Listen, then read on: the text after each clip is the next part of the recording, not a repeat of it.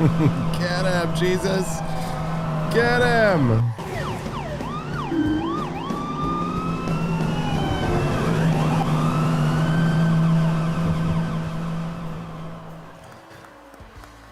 Good morning. Rise in freedom. I'm Austin Petersen. It's January the 22nd in the year of our Lord 2026, chasing down the year of our Lord, chasing down Don Lemon. From the occupied territory of the American Midwest, broadcasting behind enemy lines to a nation that is finally waking up. They told us the West was dying. They told us the era of American power is over. It's a multipolar world now. They told us we had to eat the bugs, live in the pod, apologize for our own history while they tore down our statues. Well, yesterday, the empire struck back. While you were sleeping, Donald Trump and Javier Milei walked into the World Economic Forum in Davos, Switzerland, the high church of globalism. And they didn't just flip the table, they burned the table to the ground. There were no apologies. There was no bowing to the climate cult. There was only the cold, hard reality of force. We have the transcripts. We have the video. The European elites sat in stunned silence as the president of the United States told them the free ride is over. He didn't buy Greenland. He did something better. He took the Golden Dome. He took the security rights. He turned the American military into a landlord, and he just raised the rent on the entire NATO alliance. Thank you, President Trump. Make them pay. Frankly, I don't think that the elites suffered enough, but I digress. But while the Europeans are crying and Donald Trump and Javier Milei are signing a peace pact, our neighbors to the north in Canada, they are panicking. You can't make this up. We have a leaked report this morning from the Canadian Ministry of Defense. So they are officially wargaming an American invasion. They're so stupid. And the result has been 2 days. Their own computers admit it. The Great White North would fall to the Stars and Stripes in 48 hours. And their plan for resistance? A Starbucks insurgency. I'm not kidding. They plan to hide in the woods and write mean tweets. It's the funniest, saddest, and most revealing story of the year. The Canadian left has disarmed their own people, frozen their own bank accounts, and now they're terrified that the Liberty virus is coming to get them. We hear you have oil. At 8 a.m., CAMELLIA Petersen is here. We're going to talk about the Missouri schools that are failing your kids and then suing you for trying to escape. We'll ask her if she's ready to lead the Show Me State militia against the Canadian Mounties. And then at 8:30 a.m., the brilliant Daniel McCarthy of the New York Post joins us to break down the intellectual victory of Trump and Milei's speeches at Davos. What does it mean to rebuild the Western Cathedral? So we're going to go deep. The globalists are crying, the Canadians are hiding, and the American eagle is screeching. I'm Austin Petersen. This is the For Liberty Network. Wake up, America! I need a bald eagle scream sound right there. JB2U2, it's your second day being referred to as a pineapple. Well, good morning to you, pineapple, and there's your third time. Hopefully we'll see you tomorrow. Before we get this all started, just want to remind you that my brother, my wife, and I are hosting a gathering of patriots in Boston where the revolution was planned this May 1st and 2nd. And if you want to come and you want to bring more than one person with you, the timeline to get that 25% discount on your Boston tickets is almost out. You see that ticking? 1 day, 16 hours for you to use that code BOSTON25 to get 25% off your entire order. So head over to forlibertyshop.com this morning. Read all the details of our Petersen's Patriots Boston tour. We're going to do a sunset cruise in Boston Harbor. We're going to visit the Boston Tea Party Museum, all kinds of other fun stuff. Head over there this morning and buy yourself a ticket. And if you've never tried our Founding Flavors coffee, grab a box as well. All of your purchases that you make during the live show this morning at the shop or Rumble Rant tip donations that you give to the show, they all add up. And when we hit $100, we unlock phase 1 of our bonus content, which is our 5-minute mini documentary. If we raise $200 on the Wake Up America show today and we blow through phase 2 of the bonus content, We all get to play mini games on our phones against each other in a little trivia battle, and the first place winner takes a nice prize home. So let's do it. Everybody wins. Who's going to Boston? Boston. All right. Where's my little thing here? Okay, let's hear what was the second best speech in Davos.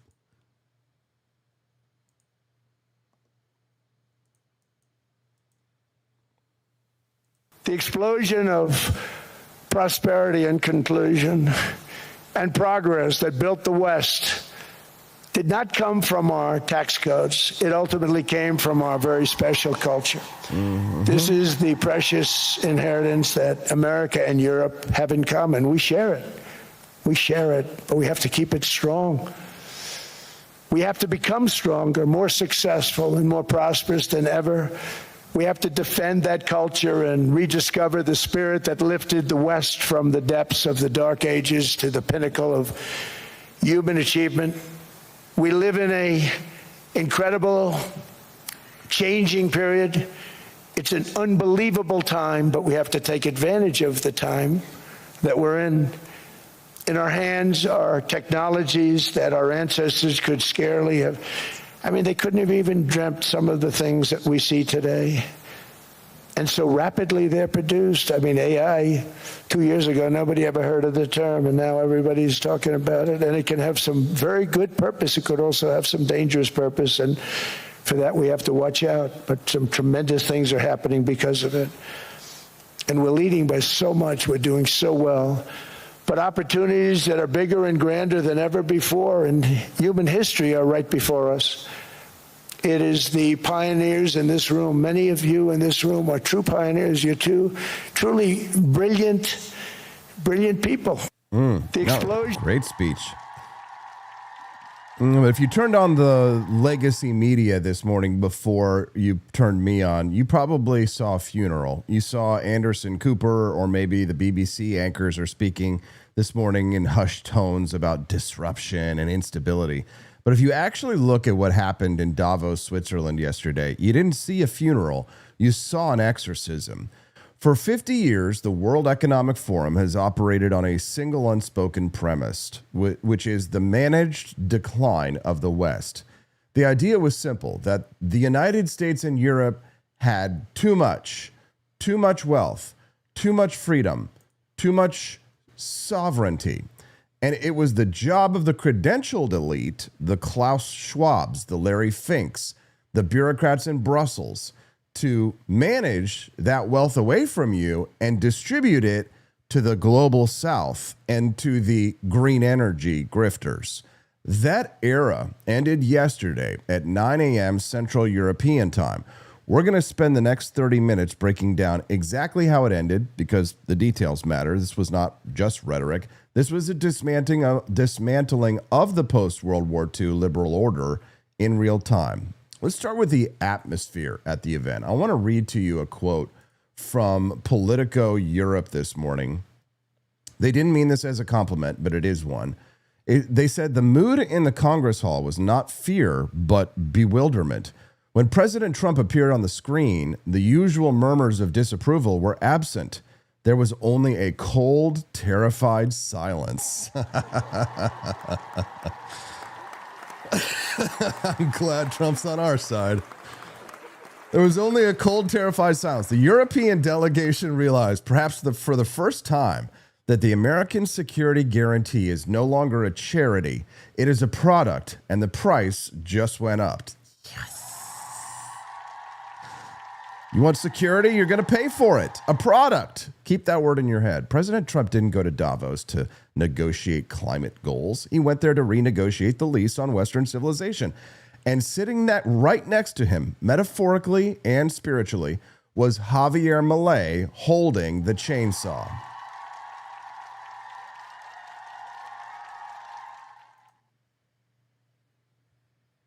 For some time now, and for some strange reason, the West began to turn its back on the ideas of liberty.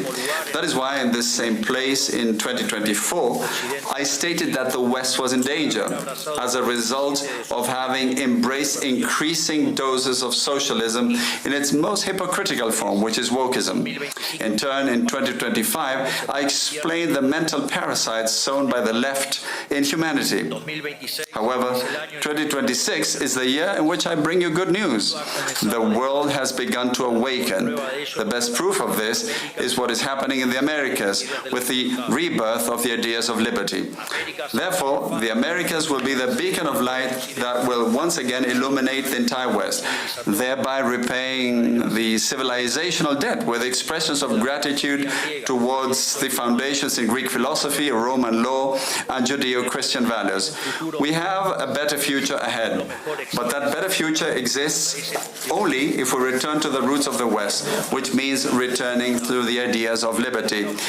May God bless the West. May the forces of heaven be with us. And long live freedom, damn it. Thank you very much. It's my boy. So I have the transcripts of what went down. We have what's called the Nuuk Protocols, N-U-U-K, not N-U-K-E, Nuuk Protocols regarding Greenland, the breakdown of the rare earth mineral rights, and we're going to go through them because while the media has been focused on Trump calling the mayor of London a stone-cold loser, which was hilarious, the real story is that the United States just secured the most important strategic victory in the Arctic since the Cold War. So let's get into the weeds. The Golden Dome, okay? The media is mocking this. Many online commentators, even Republicans, are trying to say, people who are not big Trump fans, and some who are more, perhaps, objective. They're trying to say, they're saying Trump failed to buy Greenland. But let's talk about what Trump actually achieved yesterday, the so-called Nuuk Protocols. We're building a Golden Dome that's going to, just by its very nature, going to be defending Canada. Canada gets a lot of freebies from us, by the way. They should be grateful also, but they're not. I watched your Prime Minister yesterday. He wasn't so grateful. But they should be grateful to us. Canada lives because of the United States. Remember that, Mark, the next time you make your statements. Woo! We're building a Golden Dome that's going to, just by its... I love it. God, it's so beautiful. Good morning, Dash. Definitely cold enough for us. Looks like 19 degrees outside here in Jefferson City, Missouri. So the media is mocking this, right? They say that he failed to buy Greenland, right? But what he achieved was a tripartite agreement between the United States, Denmark, and the Greenlandic local government. So here's Article 4, Section B from the agreement. It says, quote, the United States assumes full operational control over the expanded Thule defense sector and extending 200 miles east-northeast. In exchange, the Kingdom of Denmark is relieved of 45% of its NATO defense spending obligation, provided those funds are redirected to domestic Arctic infrastructure maintenance. Do you guys speak bureaucrat? If not, let me translate this for you. Trump didn't buy the island, he bought the kill zone. So he secured the rights to expand Thule Air Base into a massive hypersonic missile shield, the Golden Dome, that covers the entire North American approach. We control the skies, we control the radar. We control the sensors that track every single Chinese sub trying to sneak through the GI-UK gap. But here's the genius part. Look at the money on this. If we bought Greenland, we would have to pay for their health care. We'd have to pay for their schools. We'd have to pay for their road repairs. Instead, Trump forced Denmark to keep paying for that. He told the Danes, you guys love socialism? Great. You pay for the socialism. We're going to have the guns. Okay. So it's unbundling the state. So we unbundled the security services from the welfare state. We're taking the assets and we're leaving the liabilities. Smart. And there's more. Article 7, rare earth elements. The agreement gives the United States mining corporations right of first refusal on all new rare earth deposits found in the Kvanefjeld project. China's been trying to buy that mine for 10 years. Yesterday, Trump slammed the door in China's face. We just secured the supply chain for our electric vehicles, our chips, and our missiles, and we didn't have to annex a single square inch of territory to do it. This is like predatory realism, and I love it. I'm tired of pretending like I don't. Now, while Trump was handling the hardware, Javier Milei was handling the software. If you haven't watched the full speech by the Argentine president, you need to. It was 14 minutes of pure, uncut Austrian economics, dropped like a napalm canister into a room full of Keynesians. It was that good. Milei didn't just defend capitalism. He attacked the morality of the people in the room. He looked at Klaus Schwab, who's looking more like a Bond villain every year, and he said this. I want to read this exact quote because the translation is crucial, okay? You believe that you are the architects of a better world. You are not. You are the termites eating the foundation. You have replaced the cathedral of Western liberty with a shantytown of resentment. Damn. That's what I like to hear. Aquí frente a ustedes para decirles de modo categórico que Maquiavelo ha muerto. Oh, muerto. You don't have to speak Spanish, but you can know muerto. The cathedral, he called it. And he went on to define this. He said that the Western Cathedral is built on 3 pillars: private property, free speech, and God-given rights, not state-given permissions. God bless Javier Milei. The son of a bitch, I'm so jealous. He tore into stakeholder capitalism, the favorite buzzword of Davos. He told the CEO of BlackRock that using other people's money to push social engineering is not just bad business, it is theft. He said when you force a company to prioritize diversity over profit, you are stealing from the pensioner who owns the stock. Javier Milei explained, you're robbing the worker who needs a job. You're sacrificing the poor on the altar of your own vanity. I mean, you could see the CEOs squirming in the office because Javier Milei understands something they don't. He understands that woke capital is a luxury good. These are luxury beliefs. It's something you can only afford when interest rates are zero and money is free. But money isn't free anymore. The era of zero interest rates is over. The era of the ESG grift is over. And Javier Milei was there to tell them winter isn't coming. Winter has arrived. So how did these effete Euros take this? Badly.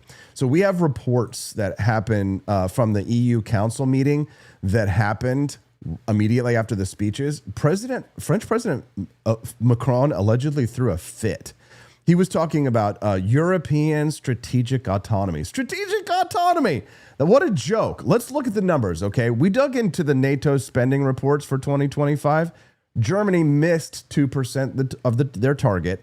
They're spending more on refugee integration than they are on ammunition. Their military, it's bogged down in domestic policing because their cities are on fire. Their Royal Navy, the Royal Navy in the United Kingdom has fewer ships than it did during the Falklands War, but their diversity officers are fully funded. These people cannot defend themselves. They can't even feed themselves without importing energy and fertilizer, and Trump knows it. There was a moment in the question and answer, this wasn't televised, but I've got a transcript from the attendee. The German chancellor asked Trump about the threat to democracy posed by his policies. Trump immediately leaned into the mic, reportedly, and said, the threat to democracy is that your people are freezing because you turned off the nuclear plants. I offered you cheap liquid natural gas. You said no because of climate change. Now you want me to pay for your defense? No. That is the sound of the adult entering the room. Speaking of adults in the room, Scott Bessent tore him up. I think it's very, very ironic that Governor Newsom, who strikes me as Patrick Bateman meets Sparkle Beach Ken, may be the only Californian who knows less about economics than Kamala Harris. He's here this week with his billionaire sugar daddy, Alex Soros. And the Davos is a perfect place for a man who When everyone else was on lockdown, when he was having people arrested for going to church, he was having $1,000 a night meals at the French Laundry, and I'm sure the California people won't forget that.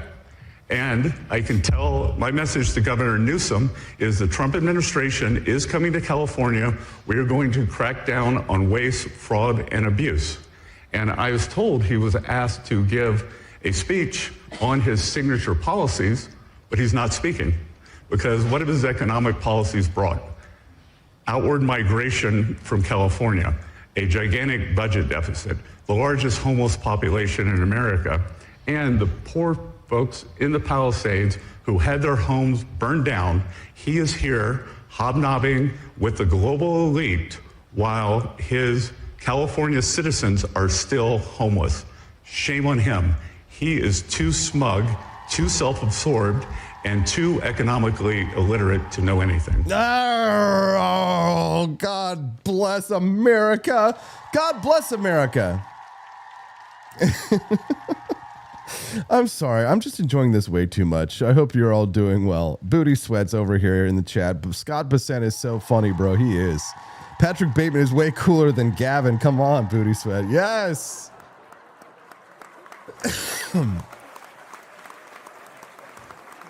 Let's unlock that bonus content, guys. Drop a Rumble rant. Even $1 will help us to get there. Once we raise $100, we'll unlock that mini documentary. Let's do it. Or head over to forlibertyshop.com. Stock up on Founding Flavors coffee. Support the Wake Up America show. You know you want to do it. The Europeans are panicked because their entire model has been cheap defense from the U.S., cheap energy from Russia, and cheap goods from China. It's dead. Russia, gone. China, hostile. United States, just sent them a bill.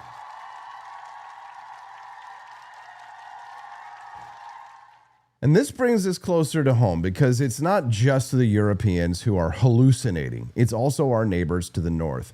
While Trump was securing the Arctic, what was Justin Trudeau doing? Getting some of that Katy Perry booty. That's what he's doing.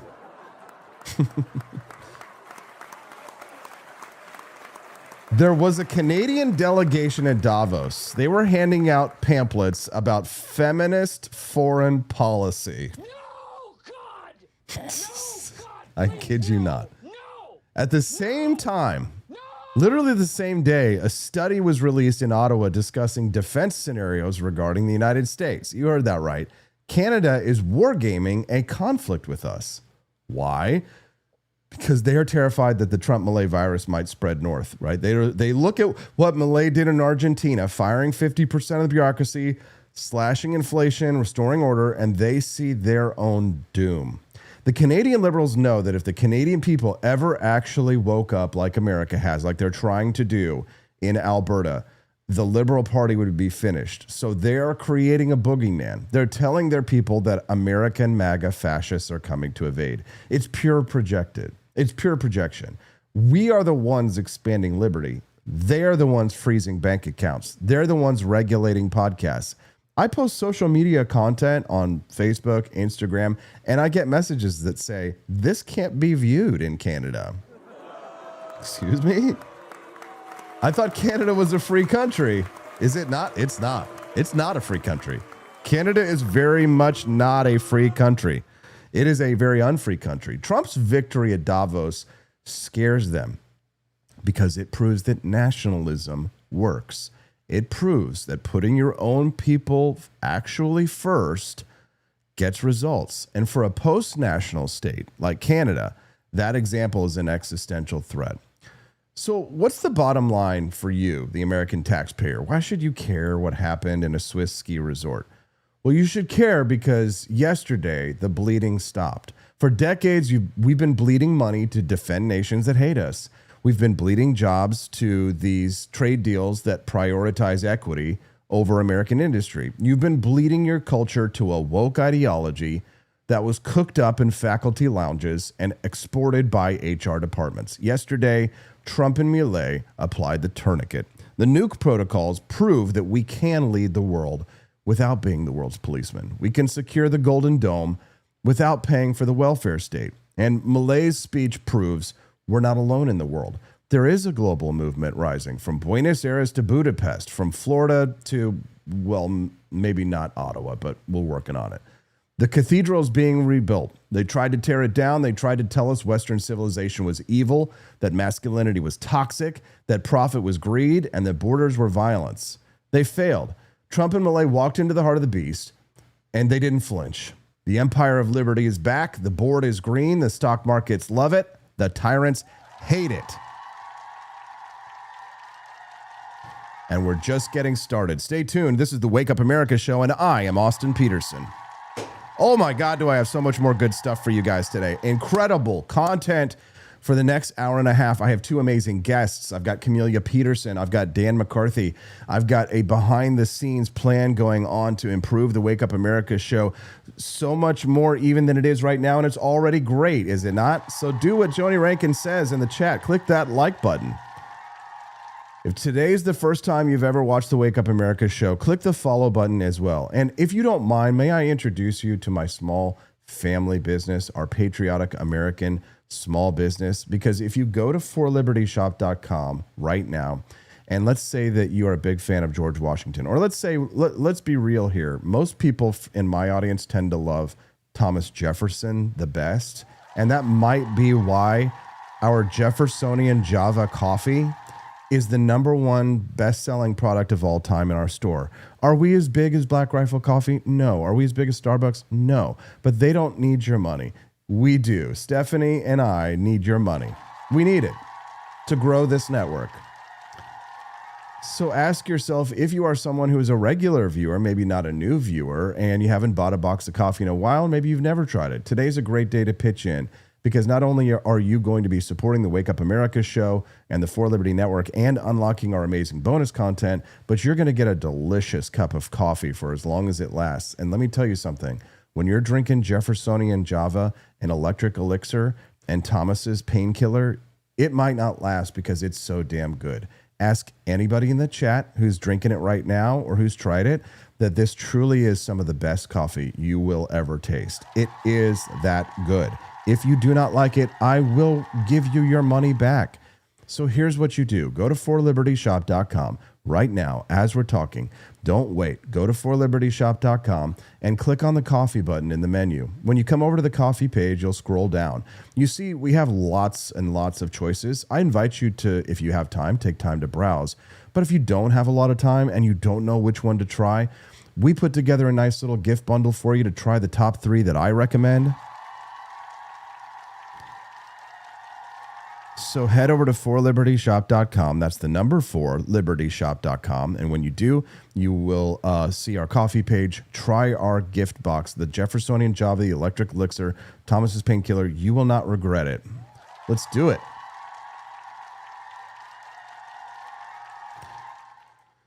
Okay, so the Argentine miracle. Okay, guys. So in the last blog, we talked a little bit about Javier Milei and Davos telling the global elites that they are parasites, and that's true, right? Speeches are easy, though. Rhetoric, cheap, okay? But the reason why we cover Argentina on this show like it's the 51st state is because of the results that Javier Milei has achieved. So the fiscal deficit, 0.0%, maintained for 24 months.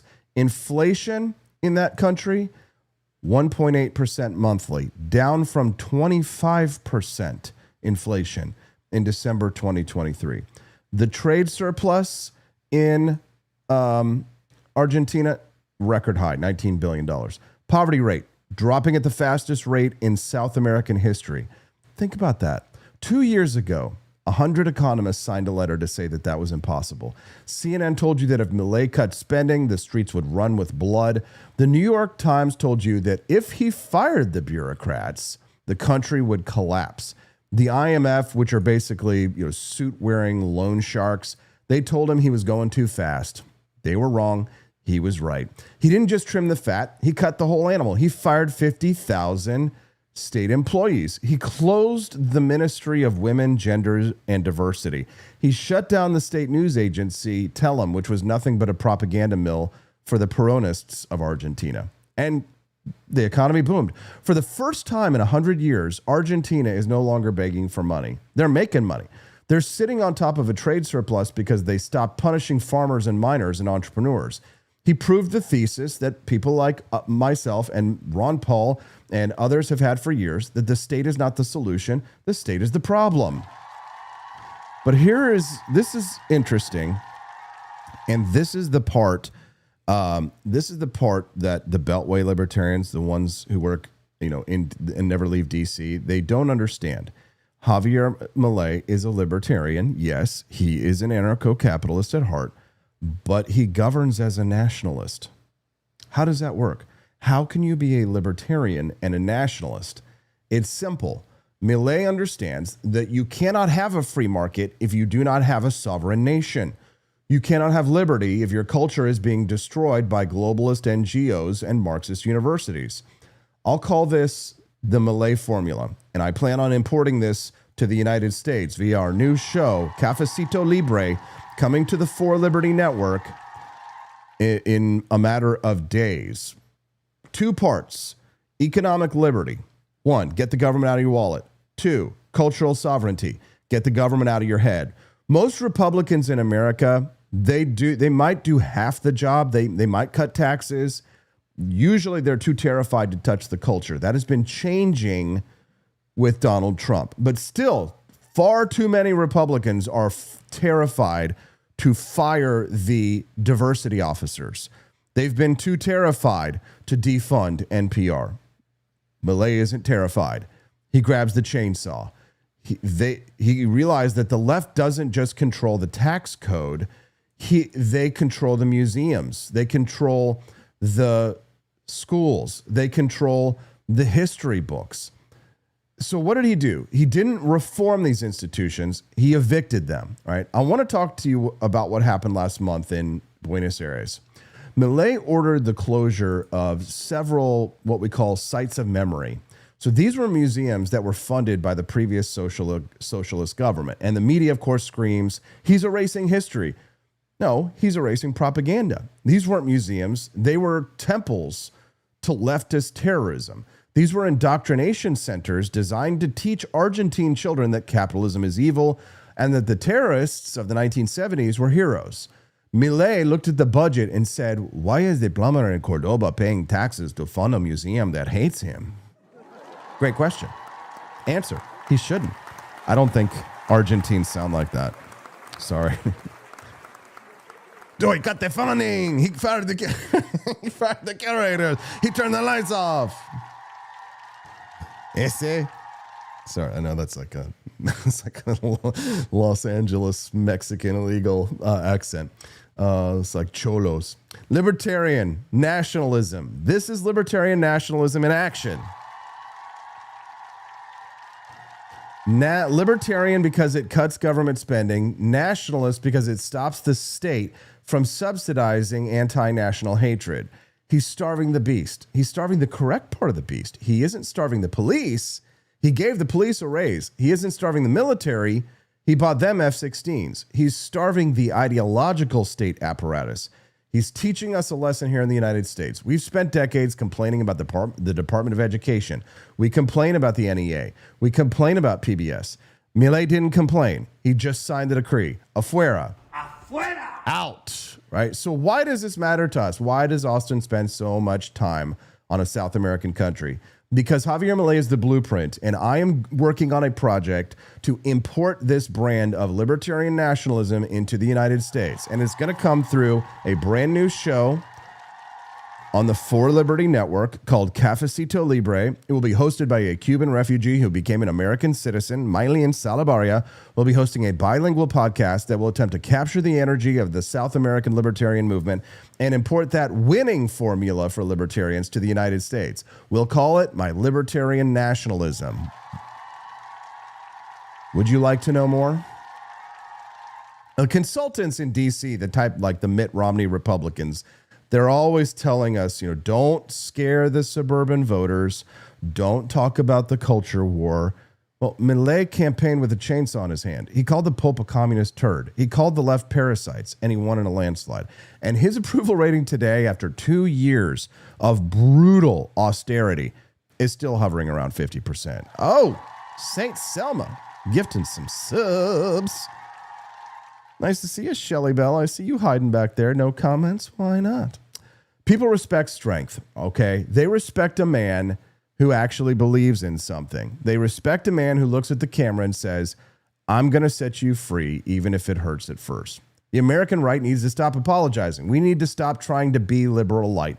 We need to look at what Milei is doing, fusing the economic genius of Milton Friedman with the cultural ferocity of a street fighter, and we need to copy it. We need American Mileis. I am embarking on a project this year to find our American Javier Mileis, and when I do, I will step in and I will support them. I will build a libertarian nationalist coalition. I am asking for 800 committed American patriots to become a member of our Peterson's Patriots crew. I want 800 people by the end of this year tithing $17.76 a month to help support my mission, Stephanie's mission, Brad's mission, Justin's mission, and soon to be hiring brand new employee this summer's mission. Let's grow this network, guys. Let's do this. Let's import Javier Mileism into the United States. Austin, how can I join the Peterson's Patriots Club and give you $17.76 a month? Not that much out of a monthly give. How can I contribute to this project to bring Javier Mileism to the United States so that we can afford to have Cafecito Libre, to having bilingual conversations with Argentine Javier Milei and talking about how we can impact the United States with that same winning version of libertarian nationalism? Austin, how do we do it? How do we do it? You go to wakeupamericashow.com. You go to the wakeupamericashow.com website. You go to the support page, and if you're not a member of Peterson's Patriots, sign up today. If you're a $5 a month supporter, double it to $10 today. If you're a $10 supporter, become a 1776er. If you're a 1776er, become a member of Jackson's Army or Grant's Army. Give us $50 a month. Let's build this institution, because you know Stephanie and I are going to fight for liberty with it, and we can only win. The world, unfortunately, is a pay-to-play scenario. We can only win if we build up our cash reserves. And it doesn't take much. Everybody can just give a little. $17.76 a month at wakeupamericashow.com/support. And while you're there, if you happen to be a Daddy Warbucks, if you own 2 or 3 businesses, if you just happen to have, been blessed with something, bless us with something. Bless me with something. Make a $1,000 donation on top of your 1776 pledge. Just do it, guys. Let's do something frigging amazing. Would you like to see us grow this institution? Maybe we'll turn this into a brick and mortar one day, but it'll only happen if I can get 800 patriots. If I can get 800 patriots signed up for $17.76 a month, by the end of this year, we will become a powerhouse. This will be like the Steve Bannon of libertarianism, or the Daily Wire of libertarianism, where we have a powerful media institution and we're playing in primaries and we're choosing libertarian nationalists, okay? For the low, low price of $17.76 a month. I want you to go to wakeupamericashow.com right now /support and sign up. Shelley Bell says she really wants all of this news to be staying and not just more talk. Law and order, get all who entered in the last 10 years go home. Arrest corrupt politicians. Shelley, you are in the right place, girl. You are in the right place, girl. First is a direct answer to the question of this panel. Can Europe defend itself? My answer is unequivocally yes. Without the Americans? Without the Americans, I mean... How? Liz, well, look... But you're relying on them for these key elements. You've said earlier that Europe can defend itself without the Americans. If it comes down... not exact, Mike, so that's not a quote. More or less, more or less. We'll go back to the transcript. Stick to the left on this one, huh? More or less, more or less. I love journalists. Yeah, you love journalists. Look at that tard. Hold on. Don't go out. Don't leave that there yet. This is the best Europe has to offer. Oh, God. In the next hour, we're going to talk to CAMELLIA Petersen. We're going to talk about the Canadians, why they're so terrified of the Liberty virus, that they are literally wargaming an invasion. Okay, but remember this. The Canadians are scared because they know their time is up too. The globalist empire is failing.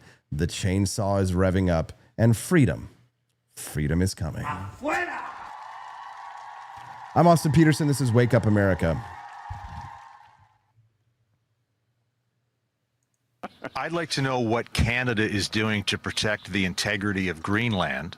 And related, China fashions itself a near Arctic power and with some claims to Arctic resources. So I wonder if you could answer that question, what we're doing to help protect Greenland's integrity, and how do you feel about China's claims, such as they are, to Arctic resources? Well, several aspects of that. The first, with respect to Greenland, the future of Greenland is a decision for Greenland and for the Kingdom of Denmark. We are NATO partners with Denmark, and so our full partnership stands. Our obligations on Article 5, Article 2 of NATO stand, and we stand full square behind those. Now, I want you guys to imagine a war between the United States of America, the greatest military superpower in human history, greater than Rome, greater than the Byzantines, greater than the Third Reich, especially because we beat them. The First Reich, the Second Reich, the Third Reich, they ain't nothing compared to our Reich. So imagine a war between the United States and Canada. Stop laughing, because the Canadians aren't laughing. They're terrified. Yesterday, the Globe and Mail published a leaked internal report from the Canadian Department of National Defense. It reveals that for the first time in over 100 years, Canada has officially wargamed a hypothetical invasion by the United States. And what did their computer models find? How long would the Great White North hold out against the Empire of Liberty? 2 days. That's it. 48 hours. That's the war. So the report explicitly stated that U.S. forces would overpower Canadian defenses in key sectors within 2 days.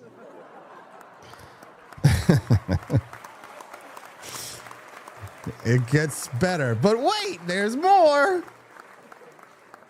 The report states U.S. forces would overpower Canadian defenses in key sectors within 2 days. So to put that into perspective, it takes Amazon Prime longer to deliver a package to Toronto than it would take the 101st Airborne to conquer Toronto. That is an admission of total state failure. They're admitting that they are not a sovereign nation. They are a protectorate that forgot to pay its protection money. And why are they running these simulations now? Because of a meme. Because President Trump posted a picture on Truth Social, a map of North America where the stars and stripes just happen to cover everything from Florida to the North Pole. He was trolling them. And instead of laughing and saying sorry, they went to DEFCON 1. But the funniest part of this report isn't the defeat. It's the plan for what comes after. The report says that once the conventional military of Canada is crushed, again, in 48 hours, Canada would transition to, and I quote, an insurgency-style campaign involving ambushes and hit-and-run tactics.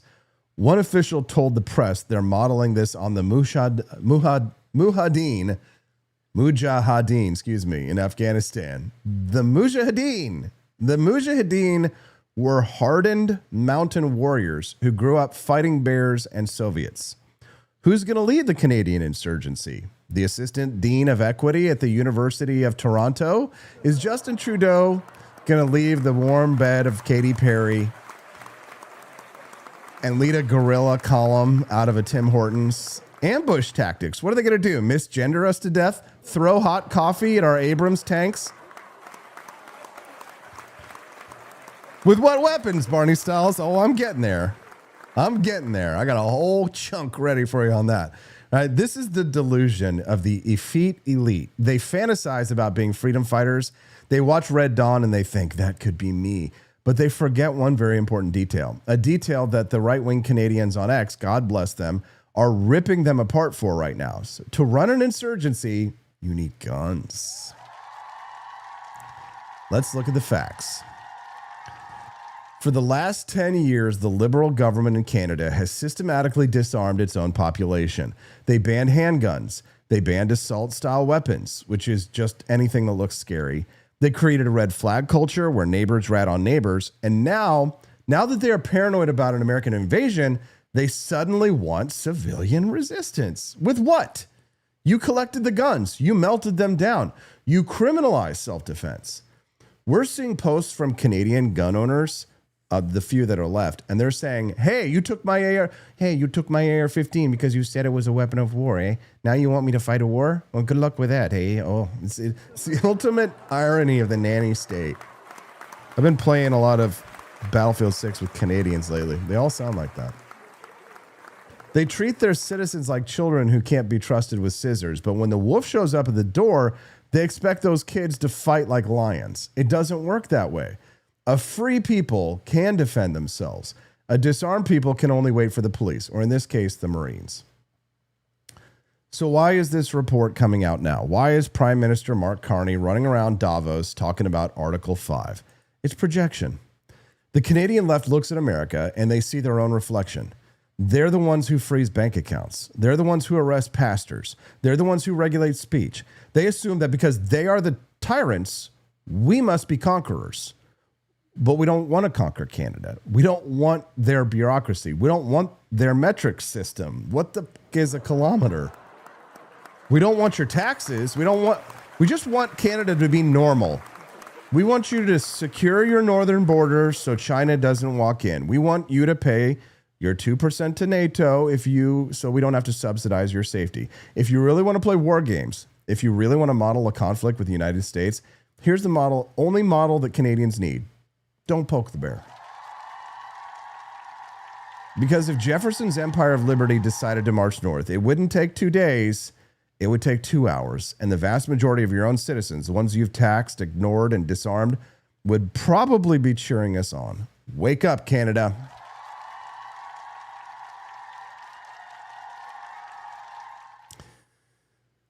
So, yeah, at 10:30 a.m. Davos time, yesterday, the post-World War II order was officially foreclosed on. President Trump, who is flanked by the leaders of what I would call the new realist bloc, signed the founding charter of the Board of Peace. The media is trying to bury this. They're calling it a controversial working group or a Gaza Reconstruction Committee. Do not believe them. This is a hostile takeover of global diplomacy. Trump explicitly stated that while this board starts with Gaza, its mandate is global. He looked at the UN officials in the room and said, quote, "The United Nations never helped me. Once this board is formed, we can pretty much do whatever we want." That's the sound of the CEO firing the middle management. We've relied on this UN Security Council, a broken table where Russia and China veto everything and Europe lectures us about human rights while buying gas from dictators. Trump just flipped the table over. He created a new table and he said, guess what? If you want a seat at this table, you got to pay up. Let's look at the structure. This is the most Trumpian thing that I have ever seen. The United Nations is a debating society where every country gets a vote, no matter how corrupt or irrelevant they are. The Board of Peace is a corporation. It is a board of directors. And just like any exclusive country club, there is an initiation fee. We have confirmed reports that to secure a, quote, permanent seat, if you want to be on this board, a nation must contribute $1 billion to the Reconstruction Fund. So it's a subscription model for geopolitical relevance. It's a toll road to international diplomacy. You want to have a say in the future of the Middle East? Fine, write the check. You want American security guarantees? Fine, buy in. Trump has turned the Pax Americana into a premium service. It's Netflix for guns. You use, you buy. And who's the chairman? Donald Trump. Some reports have been saying that he's chairman for life. Others say until he resigns, but the message is clear. The United States is no longer the indispensable nation that does everything for free. We're now the majority shareholder, and we expect a return on investment. An improvement, to be sure. The based coalition versus the Euro cucks. Now, look at the guest list. This tells you everything that you need to know about the future of the world. Who signed the charter? Who rushed the stage to stand next to the chairman? It was the based coalition. Javier Milei of Argentina, obviously. Viktor Orban of Hungary. The entire Abraham Accords bloc, Saudi Arabia, United Arab Emirates, Jordan, Egypt, Morocco, even Vietnam and Uzbekistan signed up. These are nations that actually care about national interest and stability. They don't care about woke lectures. They want business and they want security. Now, who refused to sign? Who stood in the back of the room with their arms crossed, looking sour? France, Germany, the United Kingdom, the old guard of Europe. The British Foreign Secretary, Yvette Cooper, actually said the UK is not ready to sign because they're worried it undermines the UN Charter. Of course it undermines the UN Charter. That is the point. Europe is terrified because they realize that in a pay-to-play world, they are broke.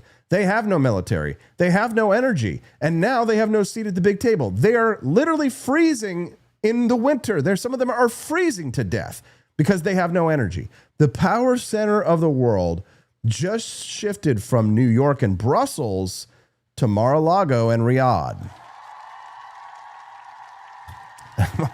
You getting you guys fired up this morning? Man, I'm feeling it these days. I don't know what it is, but I got the Spirit of the Lord in me. I don't know. I just feel like the wind is at my back these days, guys. Are you feeling it? Doesn't it feel like something is just in the air? Am I taking crazy pills or something? I don't know. I'm just so white-pilled, right? The globalist guilt trip is finally over.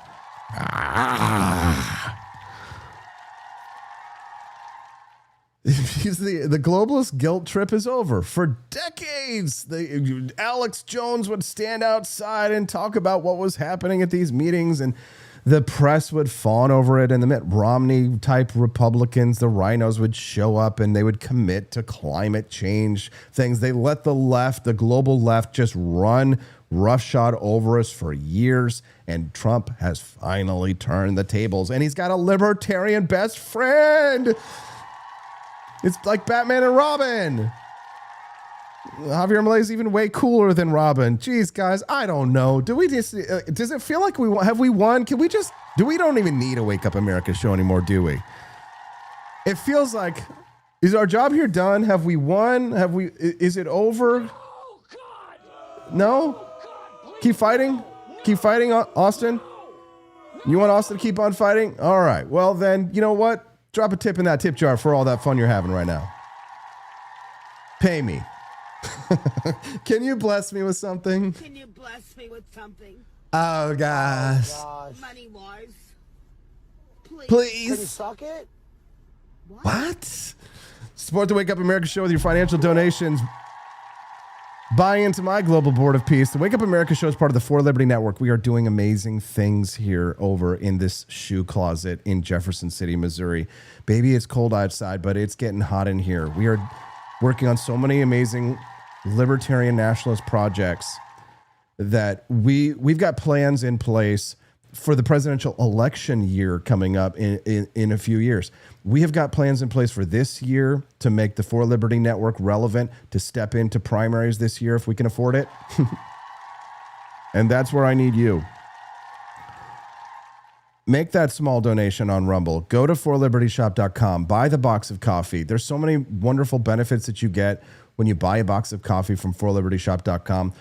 Margins on coffee for us are small. We don't make a lot of money on it, but it's fine. You get something out of it. We get something out of it. Delicious coffee. And you're helping to support the libertarian nationalist cause. You're helping us to do what we're trying to do, which is to import Javier Mileism into the United States and to make libertarian ideas win in the United States. Libertarian nationalism. And to fight back against chicks like this. Look at this dirty white ass bitch recording me all of my shit.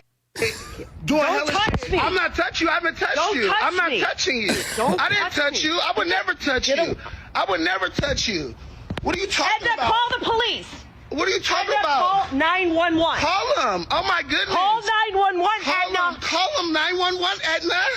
Call them. I bet she wishes she had a nice big ICE agent right there. She wishes that she had a nice ICE agent to show up. Don't fucking push me. You're taking him before I can take a phone number from him? You need to stop. You need to stop kidnapping people off the fucking street. 100%. You just yanked him away when and I'm trying to call his family for him. We're making an arrest. You need to stay Show back me from your my arrest raid. warrant then. Show me your arrest warrant. I don't need to show you Yeah, anything. because you're a not, liar. You're not an interested party. You have no right to see that. Stop! You guys are kidnapping people at the fucking street. We good? Yep. Yeah, because Ladies, what's up, BB Chip? First time here? Don't recognize the name. Shelly Bell says, keep the news coming. Well, you just keep coming back and we'll do it. Shelly, thank you.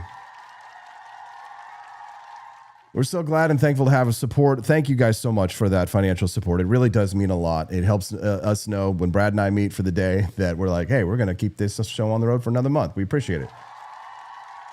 All right, so we're going to pivot from the global stage to the local battlefield because the war for liberty isn't just happening in Davos. It's happening right here in the Show Me State. And frankly, the left isn't just losing. They're enacting a suicide pact. They're destroying their own schools and canceling their own art just to spite us. Joining us in just a few minutes is a single mom who fights the teachers' unions by day and the woke mob by night. CAMELLIA Petersen joins us live. Another $50 will unlock the mini documentary so you can watch that instead of commercials. But for now, we're at $50 level. We just need another $50 raised, and that will unlock the mini documentary. So keep those Rumble rants coming. And thank you to Shelly Bell, and thank you to everyone who's contributed so far. Go shopping on the commercial break at the Grift Shop. It's thegriftshop.com.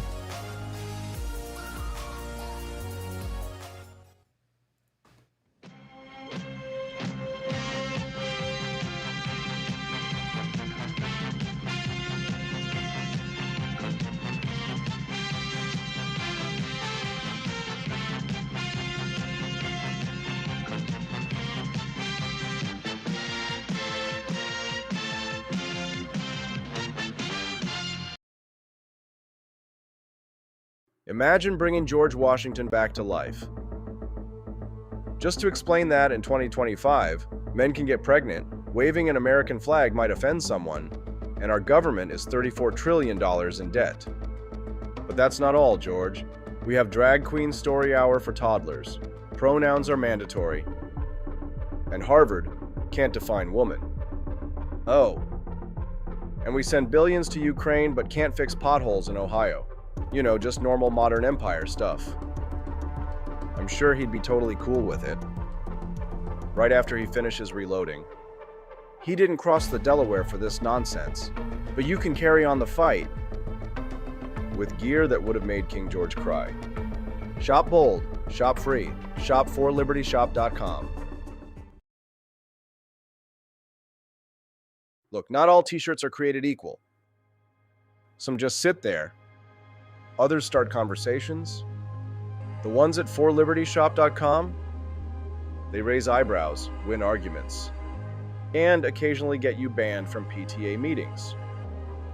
Whether you're repping freedom, mocking tyrants, or just making the left squirm, we've got the gear that says what you're thinking. Loud, proud, unapologetic. Grab yours today at forlibertyshop.com because your shirt should speak louder than your neighbor's bumper sticker.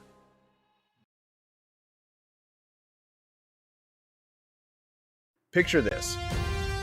It's 1776. Thomas Jefferson is hunched over his desk at Monticello, ink-stained fingers, writing the most radical document in human history. Do you really think he was sipping Starbucks? No. He was drinking something bold, something black, something brewed strong enough to fuel a revolution. That's the spirit behind Founding Flavors, our signature line of liberty-fueled coffee. No soy froth, no climate guilt, no corporate slogans. Just real coffee, inspired by the men who wrote freedom into existence. Every cup is a quiet protest.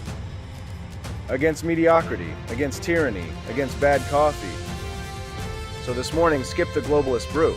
Grab something worthy of a free man's sunrise. Founding Flavors. Now brewing at forlibertyshop.com. Legend has it, back in 1773, a band of angry, overtaxed patriots stormed a British ship, found the king's favorite tea, and said, "This would taste better without the tyranny." Then they tossed it overboard. Fast forward to today, That revolutionary spirit lives on in Boston Harbor Black, the boldest brew in the For Liberty lineup. It's dark, it's smooth, it's unapologetically American, just like the folks who drink it. Whether you're sweetening it up on the front porch or drinking it straight like a Minuteman before battle, this isn't tea for royalty, it's tea for rebels. No fake flavors, no corporate slogans, just a cold glass of Don't Tread on Me in liquid form. So skip the woke iced tea aisle and stock up on Boston Harbor Black at forlibertyshop.com. Because when the heat's rising, the least you can do is drink like a patriot.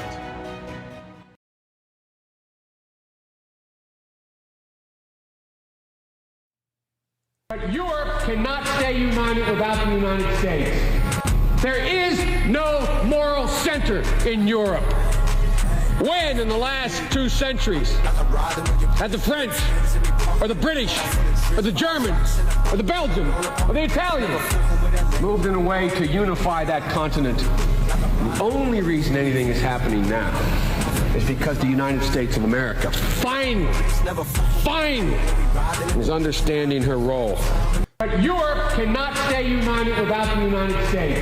Wow, where did that Joe Biden go? Good morning, pineapples. Looking very good and very nice. BB chip.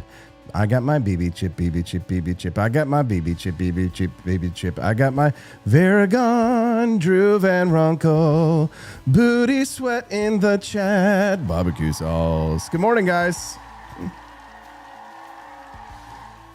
It's gotten a little weird. We're going to need somebody in here to act normal. CAMELLIA Petersen is, I don't know, maybe a little bit normal. Welcome to the Wake Up America show, my good friend, an activist, fighter for liberty here in the state of Missouri. How you doing, CJ? Good. I mean, you know, what other show can listeners get serenaded with their individual, you know, usernames? Exactly. I feel like I really earn my Rumble rants. I'm really earning my place in the podcast world here, CAMELLIA. So thanks for being a regular guest on the show. You're here with us every Tuesday and Thursday at 8 a.m. Central, and you have been here since the beginning of time. And it's been a long time, almost over 3 years this show's been going on. Hey, well, I was telling you the other night, remember, that when I stayed at the hotel there in Jeff City, the lady who works the evening shifts knows me every time I come in now, because a few times ago she said, she knew who I was, and she said, you used to be on Austin's show when you had the radio show. And so I told her about, you know, your new gig now. She's like, I'm still on Austin's show Tuesdays and Thursdays, 8 a.m. Central. Yes. So it's always fun. It's really great. Glad to have you here. So on the east side of the state, CAMELLIA, St. Louis, all right, public schools. So this week, the state board officially stripped them of full accreditation. They're failing the kids. The money is gone, and the buses don't run. It's total collapse. What's your reaction?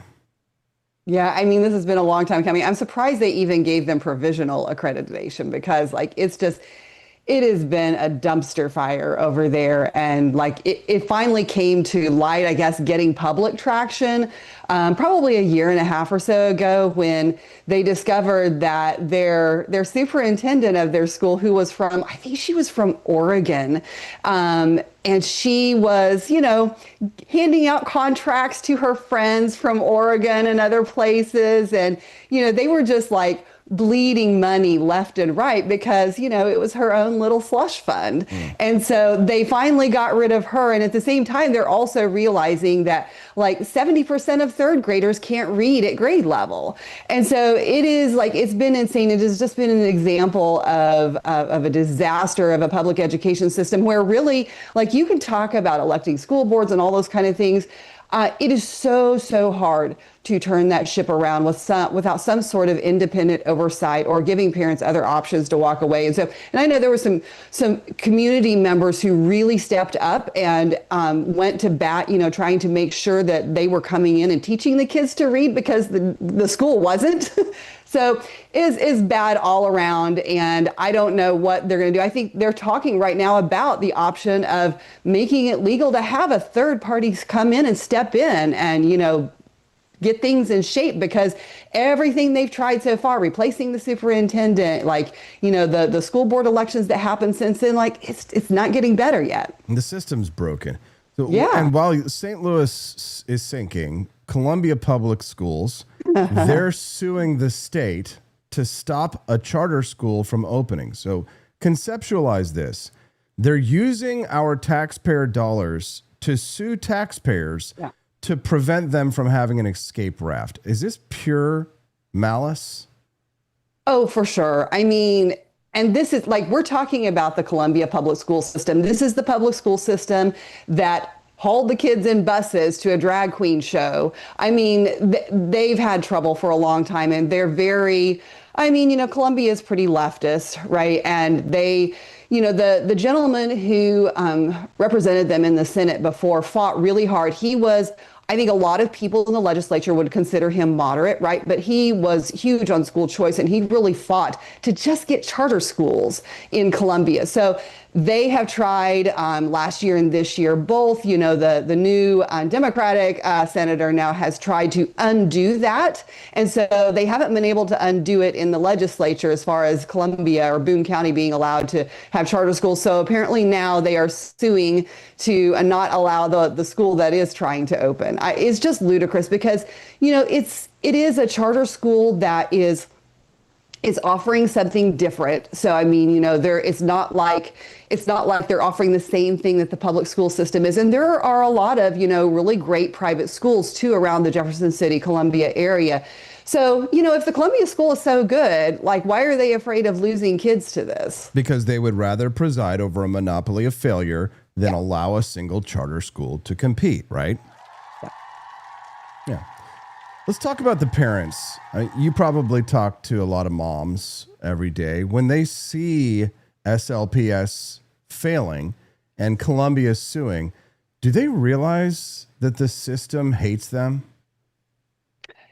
You know, I think that so many, no, and I think that so many parents, they probably don't even, this kind of stuff is really just not on on their radar like it is for us, because you almost have to go looking for it to know that it's going on.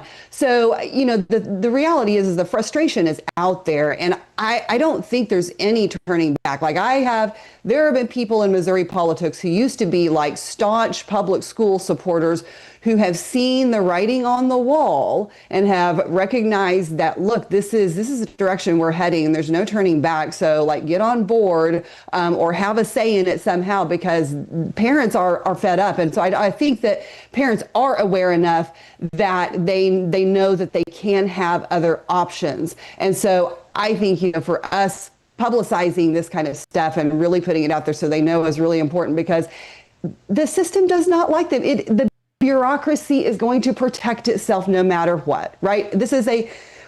It's government. It's a jobs program. It's like any government agency, right? I mean, nobody wants to lose their job. It's the government's job to protect your job. Didn't you know that? I'm speaking to CAMELLIA Petersen on the Wake Up America show. We are not related. We are good friends. She's a Tuesday, Thursday guest. Don't forget to click the like button. Steph793 in the chat says that she's sick and tired of paying taxes for public schools. She homeschools her 3 children who are now grown and independent. Anyone sending their children to communist indoctrination centers needs a head fixing. Steph, you're in the right place. Welcome. You're here. You're welcome. You are among friends, Steph. Yeah. CAMELLIA, do we have any chance for reform this year? Any good education bills on the docket in the state of Missouri? I mean, I think so. I think it's, everybody talks about that next year is going to be the big year just because there's kind of a school modernization funding task force that's supposed to be doing their work and ending this year. However, the governor has clearly stated that, you know, they are going to put more money into the school choice program that they have.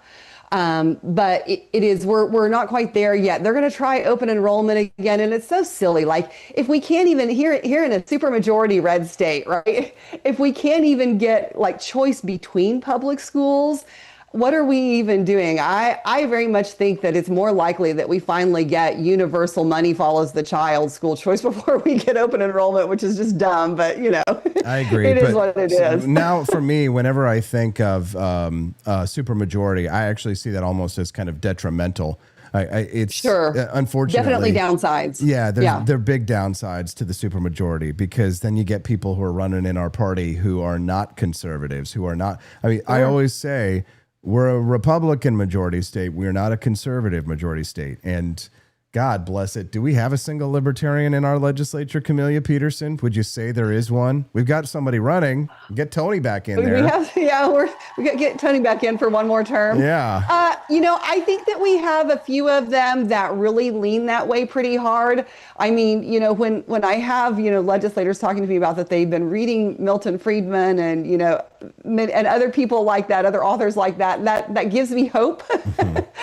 So I think that there are a lot of them who lean that way, but there are plenty who, they're all over the map on things. And a lot of people in the legislature, just like everyday people out in the world, are self-interested. We've talked about that with Scott Fawn before. People are self-interested, and that's really what it comes down to. Camellia, we talked a little bit this morning earlier about Canada. They leaked a war game scenario where the United States invades Canada, and Canada determined that the war would be over in 48 hours. So less time than it takes for a package.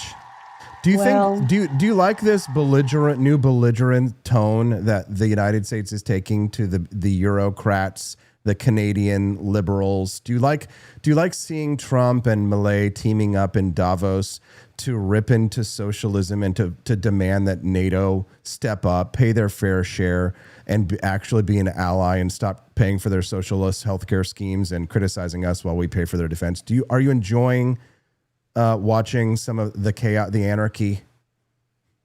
Yeah, well, I will say it is about time that we took, a stronger stance on that, because I think that, America has been the world's sugar daddy for too long, and it's time for that to stop. Mm-hmm. So, I think that, we are among the most generous people in the world. But the thing is like, if we're not taking care of us here at home first, it's like they always tell you in the airplane, put your own oxygen mask on first, or you won't be able to help anybody else. So we need to take care of us before we go trying to help, take care of anybody else. And it's about time that we've said that. And, it just cracks me up that this thing with Canada, because I'm thinking, how could they possibly last more than 2 days? Because we are talking about a country that has told people, if you're not feeling good about yourself, or you have an illness and you just don't feel like fighting it, or it's not worth it, we'll help you die. Yeah, we'll kill yourself. Canada would be invaded, and then their public health system would pass out youth, and they wouldn't pass out guns, they'd pass out needles for them to kill themselves. There's no will to fight. I mean, seriously, they are building in no will to fight with their people. Well, here's the thing. Canada, you look at it, it looks huge, but everybody in Canada lives on the thin strip across the border from the United States. I wonder why. Too freaking cold. Yeah, you just drive 25 miles north and it's over. But let's talk a little bit about the culture, because I'm going to get into it with Dan McCarthy a little bit more on the globalism stuff. But the Kennedy Center, which is one of the beating hearts of American culture, it's the Trump Kennedy Center, excuse me. Artists are canceling their shows. They say that they have moral injury. They're punishing their own fans to spite a president who's probably watching the UFC anyway. Is this the ultimate cell phone by these artists? Well, I will tell you, I probably have a little bit of a hot take for it, in that I'm here for it, because this is capitalism, right? I mean, if they don't like it, they can walk, and they did. Here's an opportunity for conservative artists who are fine with the Kennedy Center to try to take advantage of that opportunity where the center is not being utilized because these people have walked away. This is an opportunity for conservatives. Are they up for it? Because we have long talked about, conservatives and the arts and how we're always behind the ball. So we'll see. Okay, there you go. So Camellia, we've heard her take on Canada. We've heard her take on public schools. Camellia, we're working overtime, and I bring it up all the time because it deserves to be discussed. You're working overtime on trying to abolish the income tax in the state of Missouri. Now, I thought I was going to have to cancel my show next Wednesday because they scheduled the hearings during the show. And when it comes to hearings versus the show, as much as I love the audience, I got to be at the hearing. So have they rescheduled the hearing? What are we looking at time-wise for my next opportunity to go toe-to-toe with Senator Barbara Washington? Well, you will be in the House this time and a larger committee, but it is so they're negotiating it right now. And part of the consideration, because I talked to some of them last night and I said, I wanted to make sure that, the chairman of the committee and how they set this up, that they are really giving precedence to private citizens who take the time to come in, over the lobbyists. And, I expect the primary opposition to be coming from, special interest groups and lobbyists and things like that. And if people take the time out of their day to come and testify, I want to make sure that they are prioritized because they're not getting paid to sit there for hours. I think that there is a real effort on the part of the legislators to try to do it at a time that makes it easier for people to come in and take part of that process. And so I don't know for sure yet. They're looking at maybe an evening instead, but we should know, I think, here in the next day or so. Okay, let's do it. The only time I can't come would be if it was karate, because I can't leave the kids in the lurch. So that's right. Yes. So hopefully, don't tell them when karate class is, Camellia, because I don't want them finding out and trying to stop me from coming and having a good time. Can I wear a Hawaiian luau shirt, or do I have to wear a suit? It's a free country. All right, Camellia, I appreciate that. Anything else that you want to share with our audience before we let you go today? I don't have anything on the top of my mind other than just, if you can take part in the political process and you have time, it really makes a difference when we see normie people, right, come in and testify in committee hearings. And so I love to see it. And if there's any of your listeners in Jefferson City, since it's close and local for them, that want to come and take part of that, please let me know, because I would love to have you and I'll help you. There we go. Camellia is going to help you out, boys. I know many of you dream about Camellia. Have a good one, Camellia. Appreciate all your good work for liberty. Have a good one. Have a great day, everyone.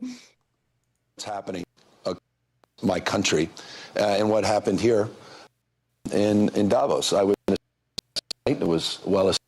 What is going on there? And what's happening across my country and what happened here in Davos. I was going to speak last night. It was a well-established event at the USA House. Simple conversation, discussion. After Trump's speech, they made sure that I didn't. They made sure it was canceled. And that's what's happening in the United States of America. Freedom of expression, freedom of assembly, freedom of speech. It's America in reverse. They're censoring historical facts. They're rewriting history. They're censoring books, 4,340 books, libraries, and in schools, banned in the United States of America. You're watching institutions, any institution of independent thinking is under assault and attack by the Trump administration. You're seeing what's playing out in the streets of American cities, what played out in California, the second largest city in the United States of America. 4,000 National Guard were federalized. 700 active duty Marines were not sent overseas. They were sent to my largest city in the state of California. Masked men. Guy Greg Bovino, dressed up. It's as if he literally went on eBay and purchased SS garb. Greg Bovino, secret police, private army, masked men, people disappearing quite literally, no due process, windows being smashed, seatbelts on, being, literally just sort of cut off, people dragged in the streets, kids separated from families, knocking on doors, racially profiling American citizens. So is it surprising the Trump administration didn't like my commentary and wanted to make sure that I was not allowed to speak? No, it's consistent with this administration and their authoritarian. He went all the way to Davos and they had to cancel his speech. There's so much winning. How do we get to live in a timeline? Can you imagine if Trump had just turned his head a little bit more the other way, we would not be living in the timeline we are living in right now. We would not be having so much winning. Guys, we got Daniel McCarthy coming up here in less than 10 minutes from the New York Post. He's going to talk to us a little bit about the Canadian invasion plans. He's going to talk to us about Trump at Davos, Javier Milei at Davos.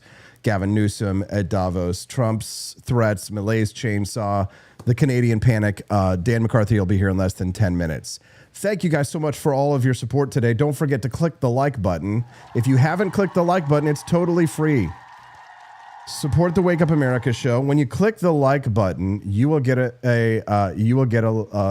angel gets its wings. There. When you click the follow button, you get a notification whenever we're live, which is 5 days a week, Mondays through Fridays, 7 to 9 a.m. Central. That's the Wake Up America show schedule. Let's unlock that bonus content. Arvolt24, he wants to kick in $10, doesn't he? Drew Van Runkle.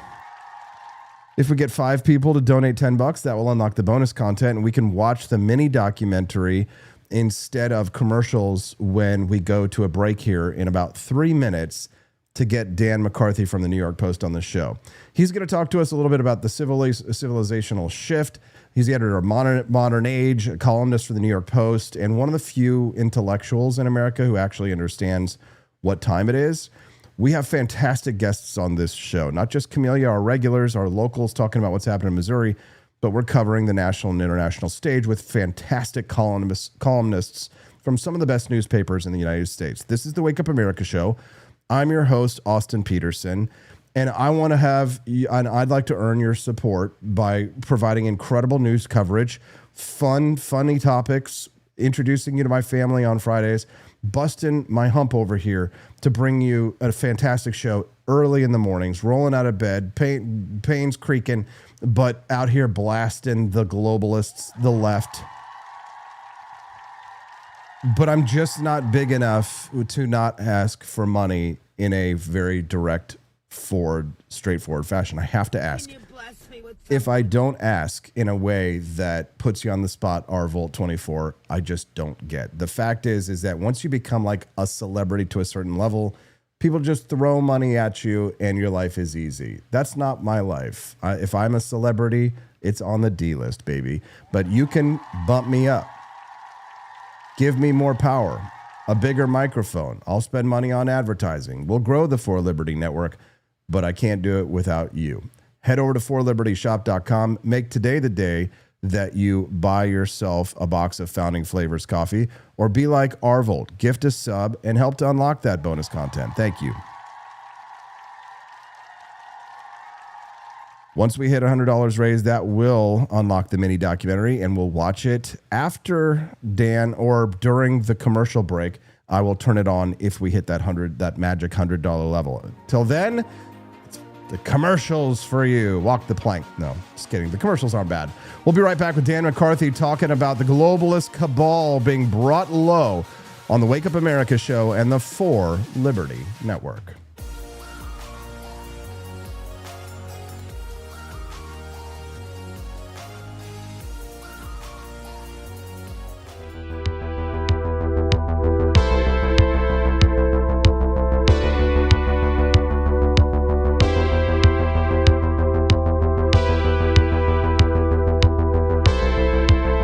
Are you tired of the strange radioactive effects of leftist culture?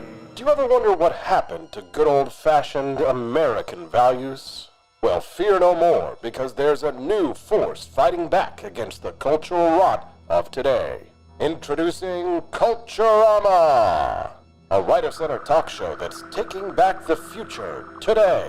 Hosted by none other than blonde bombshell herself, Daniela Pensack. She's not just talking, she's taking culture back. With sharp takes, brilliant guests, and a few surprises along the way. Tune in to the live video podcast twice a week, because the future doesn't have to be weird. It can be Culturama.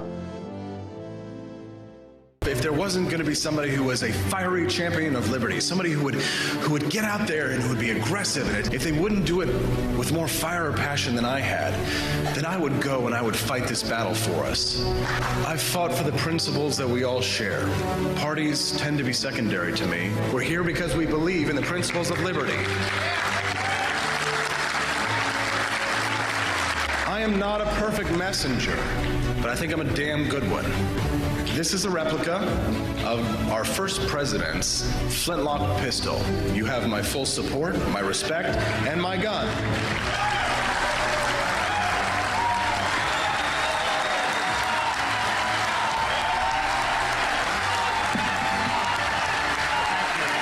I think that the heart of my philosophy is much more libertarianism than well, that's the fashionable word these days, I guess. A conservative is no longer just that. He's a libertarian and always has been.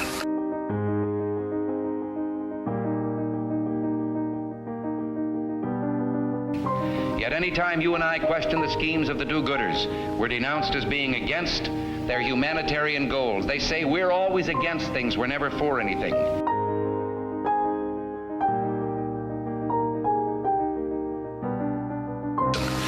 What is fascism? Fascism is private ownership, private enterprise, but total government control and regulation.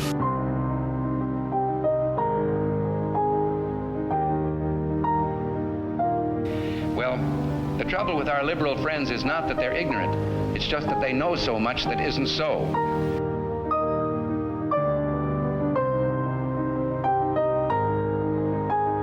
If we lose freedom here, there's no place to escape to. This is the last stand on earth.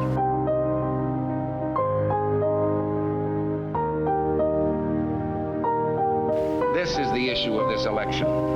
Whether we believe in our capacity for self-government or whether we abandon the American Revolution and confess that a little intellectual elite in a far distant capital can plan our lives for us better than we can plan them ourselves.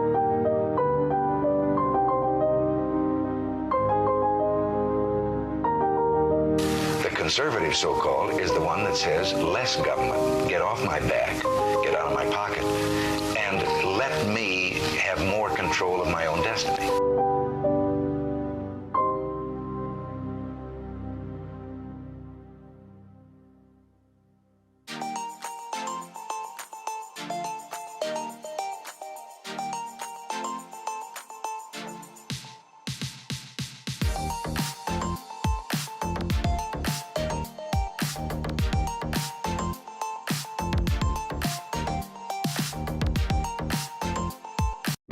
Do you hate the deep state? Do you reject the Antichrist in all?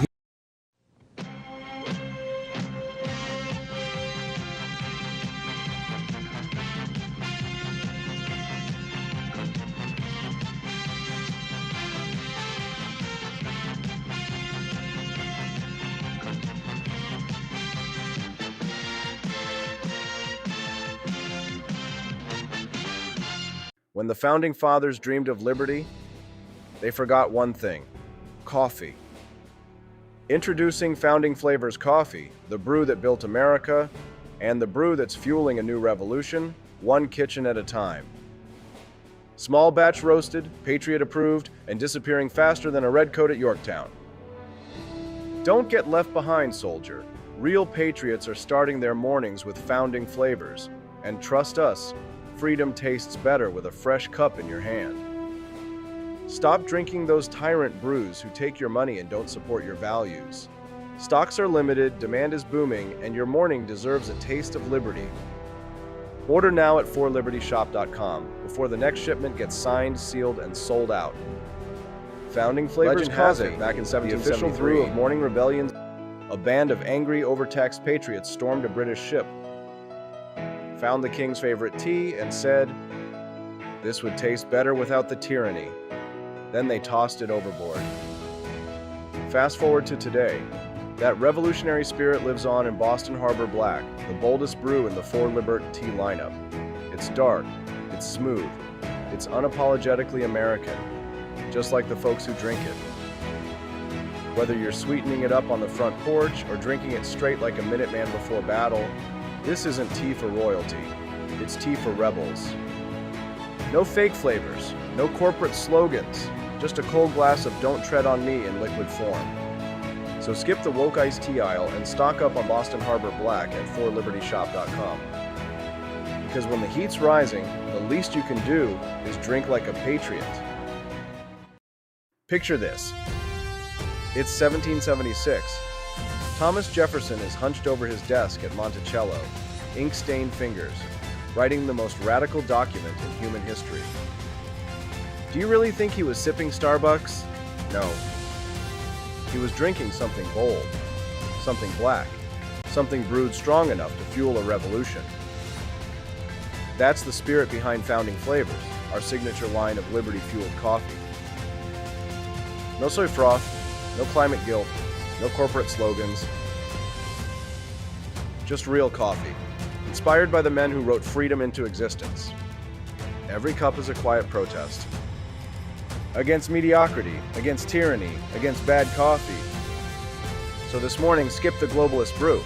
Grab something worthy of a free man's sunrise. Founding Flavors. Now brewing at forlibertyshop.com. We can look, he's an invasive species, Donald Trump. He's not. He is. He took over the Republican Party. They're just, I mean, he's got, you know, a few of them. Lindsey Graham, I mean, speaking of the knee pads. I'm sorry.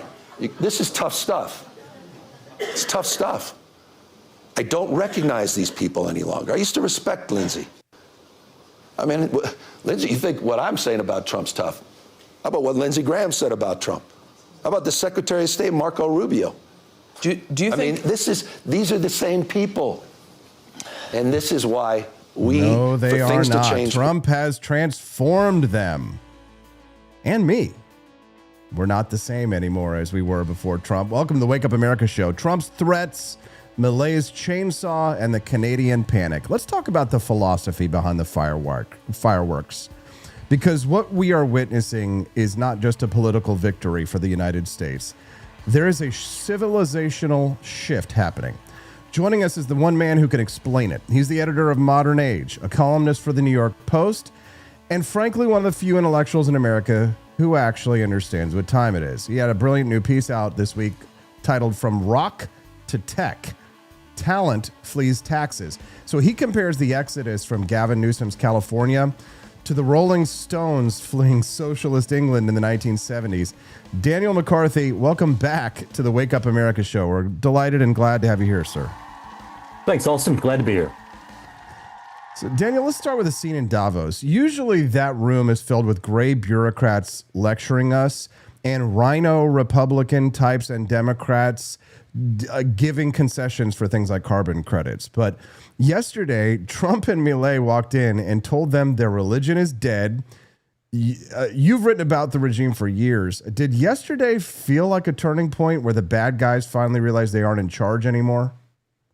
Oh, yeah. I mean, there was this hilarious episode where I think it was Secretary of the Treasury Bessent who was being heckled by Al Gore. So Al Gore is there at Davos, and he's drunk out of his mind, and he's just there, you know, trying to disrupt remarks being made by a cabinet member. I mean, it just goes to show. I mean, I think Al Gore is kind of the perfect symbol of just the ruin of the entire Davos class and this sort of internationalist, not just, you know, sort of bad American progressive types, but in fact, they were globalist types who were trying to, you know, throttle innovation, throttle any kind of freedom all around the planet using, as you said, things like carbon credits and just a panoply of terrible policies. And now they are on the back foot, and they're hearing Milei, they're hearing Donald Trump, and they realize that not only are their hours numbered, but in fact, their expiration date has already passed. Love to see it, Daniel. It's like the libertarian victories. I can't understand why so many libertarians are not like commenting on this.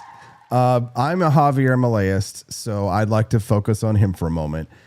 I want to talk about his language, though, because he used a specific phrase that caught my ear. He said, "We must rebuild the Western Cathedral." To me, that sounds like he's reading Modern Age. Right? He's not talking about GDP. He's talking about the spiritual foundation of the West. Is Milei the only world leader who understands that this is a spiritual war, not just an economic one?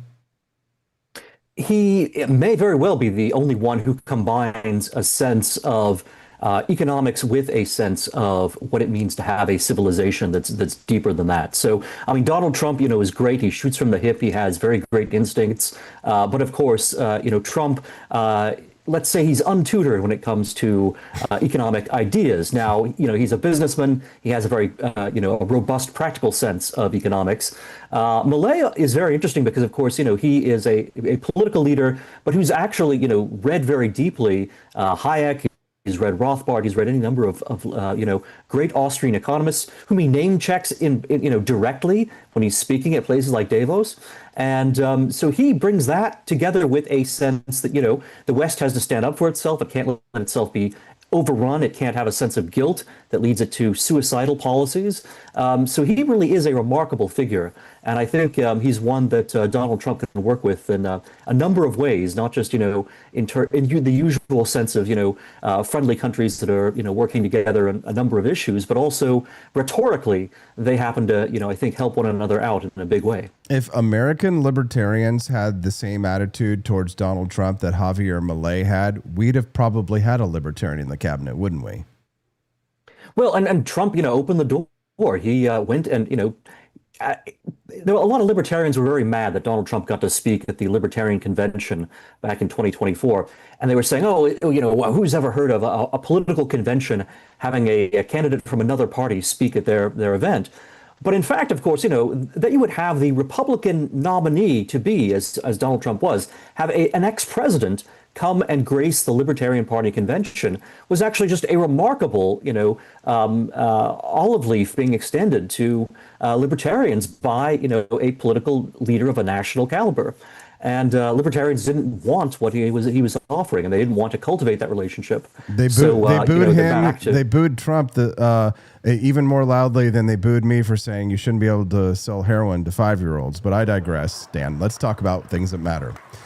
Trump's move on Greenland. The media said he failed to buy the island.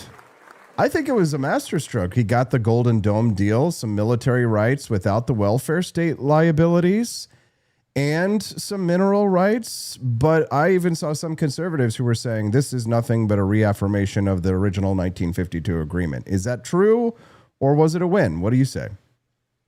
It was a win, but it wasn't, the dramatic, move that people had expected, or at least that Donald Trump had been talking about, which, of course, Trump is a master of, at times bluffing, building up, what seems like an absolutely extravagant sort of huge ask.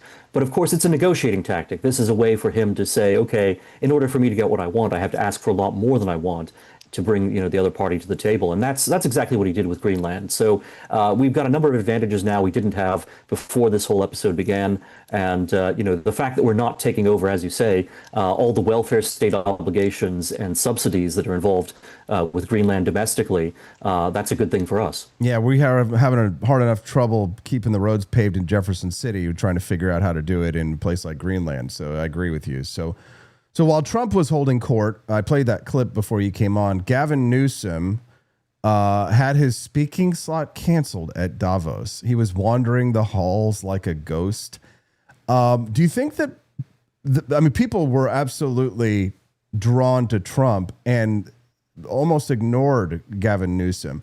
Do you think that they're realizing that Trump really is the one who's in charge? Is Gavin maybe even a little toxic to some of his friends? What do you think?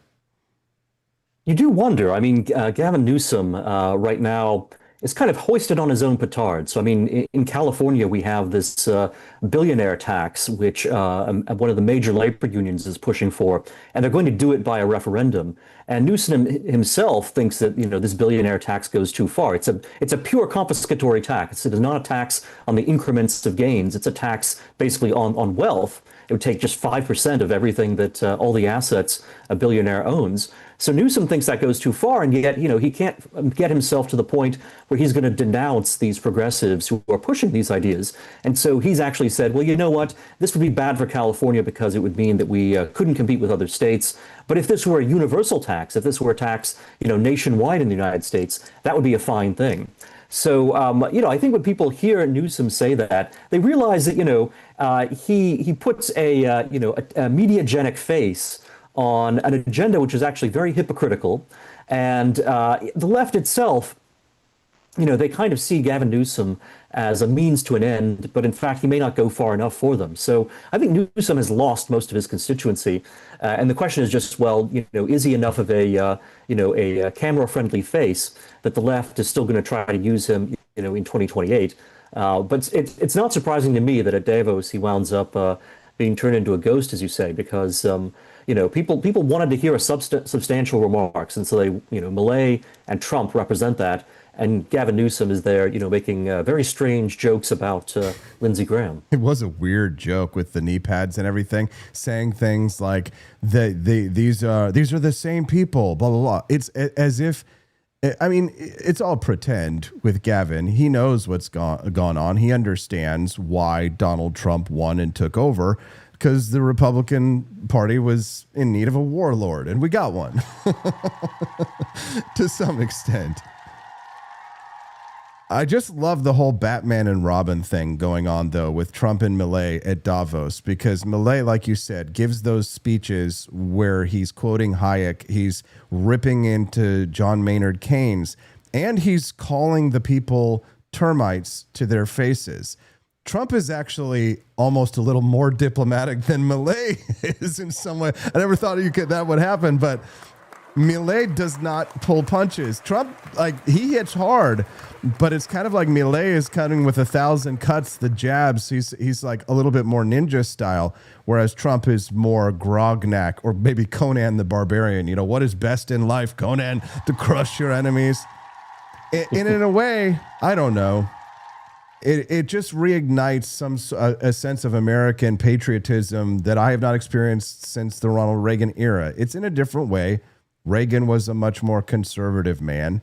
But in a way, I think that, and I was explaining this to someone the other day, Trump is sort of like chemotherapy for a cancer that our country was faced with. And he's nuking the tumors. But later we might need somebody to come in who is a little bit more delicate, who's more surgical, or maybe they can kill the left with a death by 1,000 cuts. Do you think that that's the case? Or because nobody will ever imitate Trump. What happens post-Trump? What happens to the Trump movement? Will people still try and imitate him, Dan, or is it just crystal ball? Nobody knows.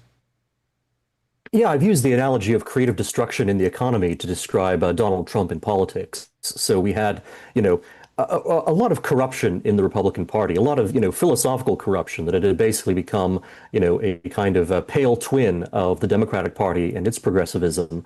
And so Donald Trump had to come in. He had to not only dismantle that version of the Republican Party, but now he's taking on, so much of what has basically been a uniparty government in Washington, D.C. for decades, with very rare exceptions like Ronald Reagan. And that, you've created all these norms and these alphabet agencies, these institutions in Washington, D.C., these expectations about how the government is going to operate, all of which, really date back to Franklin Roosevelt and the New Deal. He was the sort of progenitor and origin of these things. And Trump is the first one to really take these things on. And of course, not everything can be done even in 2 terms, which Trump now has.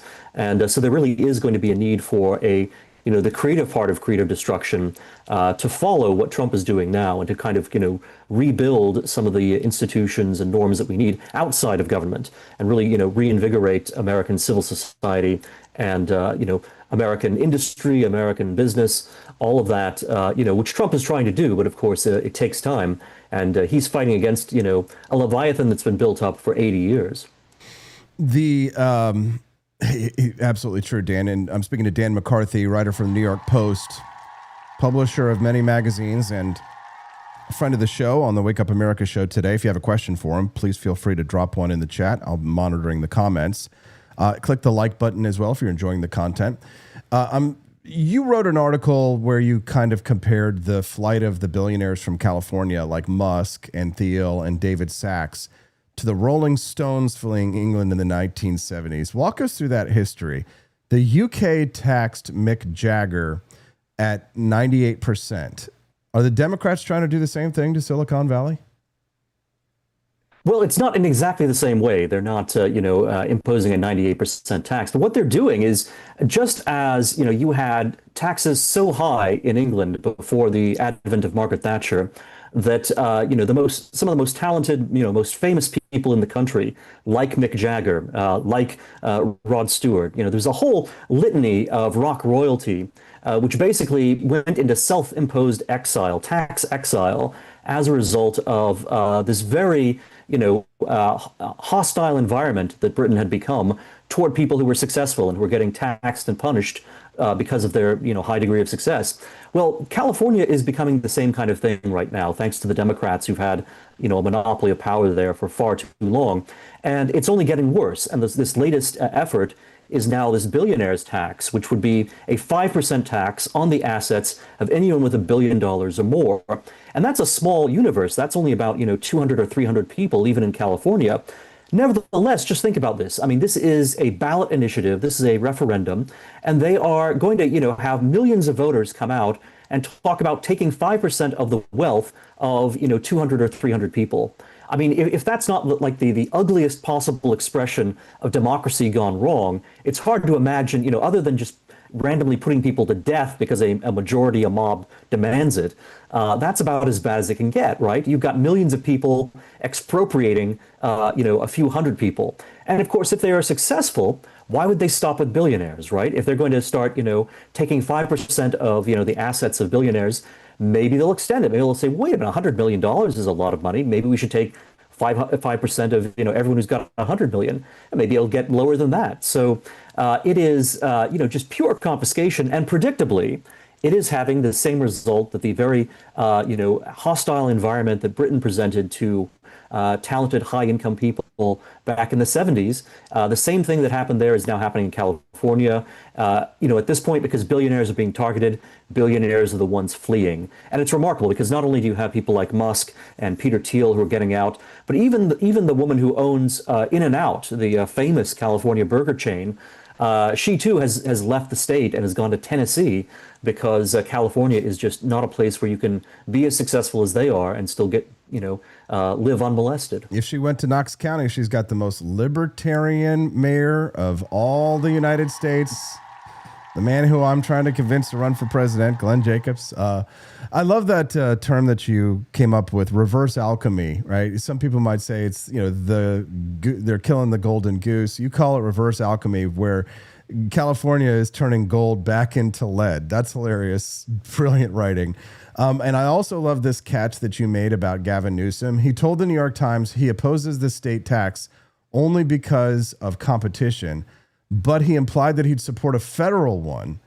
You wrote he wants a prison of the nation so the prey can't escape to Texas. So is that the end game, right? They know their policies fail, so they have to lock the doors?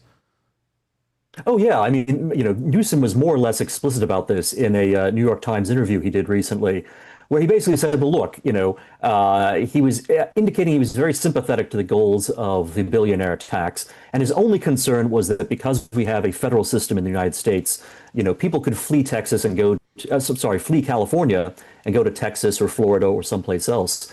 And so, he used this very bizarre phrase. He talked about the prism, PRISM, of a nation. And I joke in my column, I think he really meant to say prison of a nation, because what he was envisioning is, look, if you're not able to leave, if you can't easily get away, then basically, if we could lock the doors, lock the cell doors on you, and have a nationwide billionaires tax, then that would be fine. And he actually, says that, he likes the idea of something like that on the national level. Now, of course, I guess people could still try to leave and go to Argentina, go to Javier Milei, but I could imagine the Democrats, if someone like Gavin Newsom got his way, would try to obstruct you then as well, and maybe take all your wealth before you can leave the country. So I love their Freudian slips on those. Those are so good. I want to hit one last question on this one before we go. Let's talk about the union that's pushing this. So the SEIU is driving this tax. It kind of feels like a parasite killing the host. They want to tax the billionaires to pay for services, but the tax drives the billionaires away. So I guess my question is, why can't the American left understand the Laffer curve? Well, it's really great, and Donald Trump actually has, played a masterful hand here, because he has taken away a lot of the, Medicare and Medicaid and, sort of other payments that it's not just the SEIU in general, but it's specifically one of the healthcare affiliates of the SEIU that's pushing for this billionaires tax in California. And they're doing it because they want to make up for the federal money that's been taken away from them by Donald Trump. So he's put the left in a kind of checkmate situation where they're having to show just how extreme they are. And I think the union, kind of has two objectives here. On the one hand, yes, of course, they want to take everyone's money. That's obviously, one way or another, that's what they want to do. But they know that they're putting a lot of pressure on people like Gavin Newsom and, Democrats who understand that billionaires are just going to flee and this is going to wreck the California economy. The union's happy with that because that is a threat that the union is able to use to extort more concessions from people like Newsom and Democrats who don't want to see all the billionaires pack up and leave for Texas. So one way or another, the union is going to either get the billionaire tax it wants, or it's going to use enough leverage and terror to get Democrats to, give it what it wants through the, legislature. And they don't care if it ruins the state, right? All that matters is that they're going to get their pensions and get their benefits. Are you optimistic for 2026, Dan? I think 2026 is going to be rough, unfortunately. There are a lot of headwinds right now. I think people are very happy. They can see the price at the gas pump, and they're pleased with that.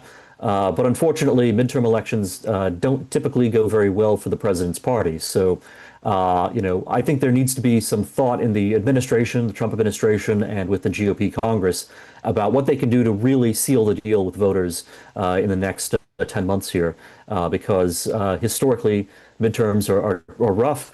In Virginia, we're already beginning to suffer from the fact that Democrats had such a good year in last year's 2025 elections in Virginia, state elections.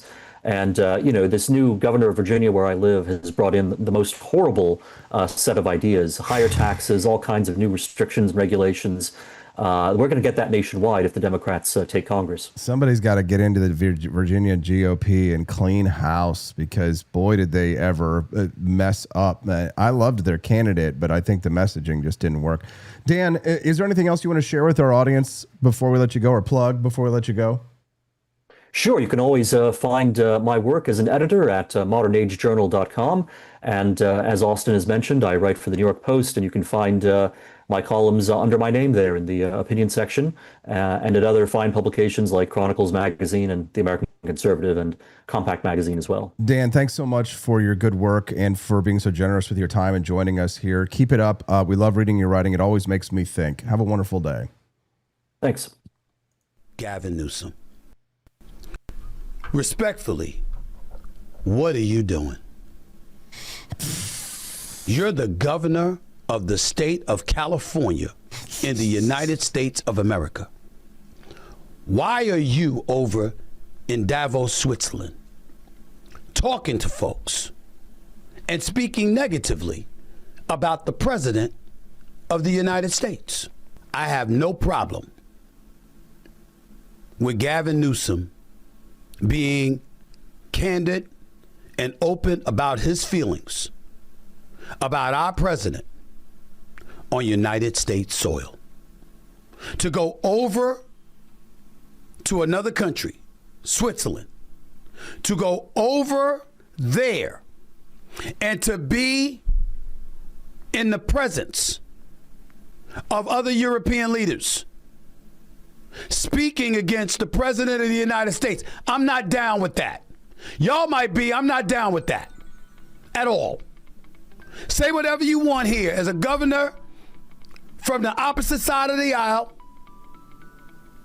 of a state in the United States on American soil, fine. But I'm one of those people, when we go somewhere else, it's America first. Our problems, our problems. But we ain't taking dirty laundry outside. You don't go on a world stage to disrespect your own house, which is the United States of America. I don't like that at all. Not even a little bit.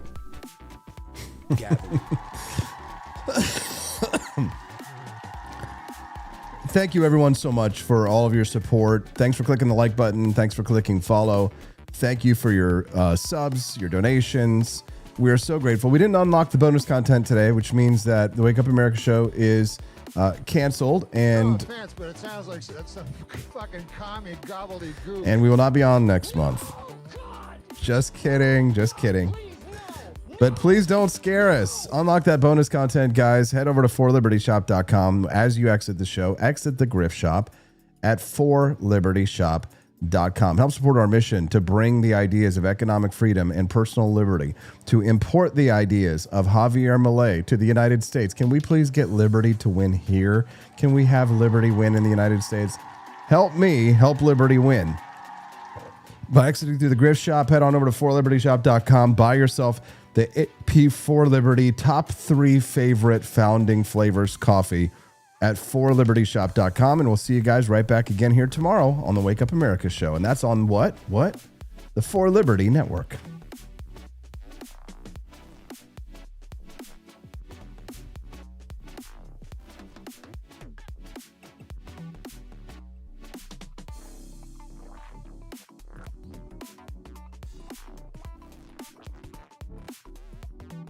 Picture this.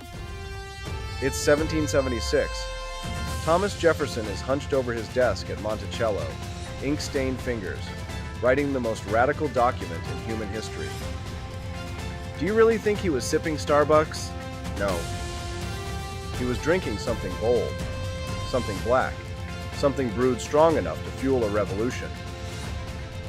That's the spirit behind Founding Flavors, our signature line of liberty-fueled coffee. No soy froth, no climate guilt, no corporate slogans. Just real coffee, inspired by the men who wrote freedom into existence. Every cup is a quiet protest. Against mediocrity, against tyranny, against bad coffee. So this morning, skip the globalist brew. Grab something worthy of a free man's sunrise. Founding Flavors. Now brewing at forlibertyshop.com.